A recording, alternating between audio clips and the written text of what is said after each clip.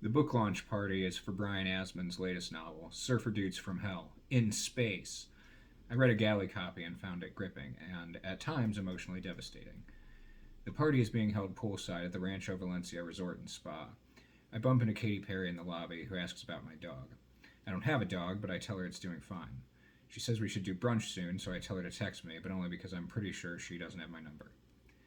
I find Brian smoking a joint next to a huge table stacked with copies of Surfer Dudes from Hell, in space, out by the pool, talking to Autumn Christian. They spot me and wave me over. Yo, dude, Brian says. Thanks for coming. Way cool of you. Yeah, no worries, I say, lighting a cigarette and looking around. There are substantially more people than there have been at any of my book launch parties. A DJ is playing a synth mix of U2's Even Better Than the Real Thing. There's even someone from Vogue, and I'm pretty sure Rolling Stone. I didn't even think Rolling Stone was still in print. I have to suppress a wave of envy. Congratulations, this is quite a party. There are too many people, Autumn says. I hate it. She looks apologetically at Brian and adds, what Chandler said. Thanks, guys, Brian says. Far out. He squints at me. One question, though, dude. Why are you dressed like a cowboy? He's referring to my wide-brimmed Stetson rawhide vest and long black duster. I don't think he's referring to the cowboy boots because I'm always wearing cowboy boots, even when I'm not dressed like a cowboy.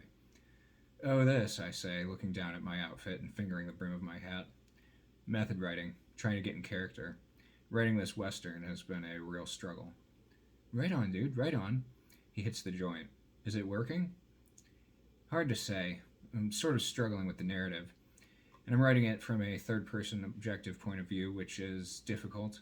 I like the effect, very cold, very detached, which is kind of my thing. But there's this, constant pull I have to keep fighting because I want to automatically jump to a single character's point of view in any given scene. Objective POV is tough, Autumn says, nodding sympathetically. I'm thinking about going meta with it, I say. Brian's face becomes serious. Dude, he says, hold up. How meta are we talking here? Like, all the way meta. Charlie Kaufman and adaptation meta. Self-insertion and everything. A whole subplot about me, or I guess more of a parody of me, as I struggle to write this book. I think it might help me break through the barrier I've been up against.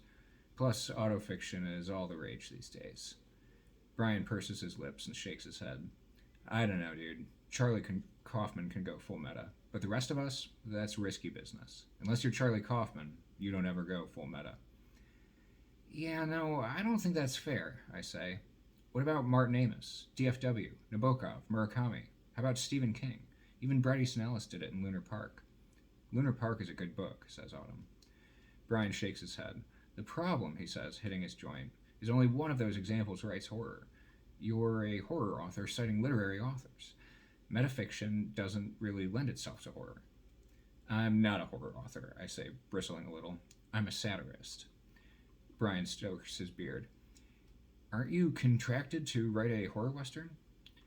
I'm contracted to write a western with lots of blood, a high body count, and some supernatural elements. Nothing says it has to be horror. That sounds like horror to me. Besides, DHP specializes in horror.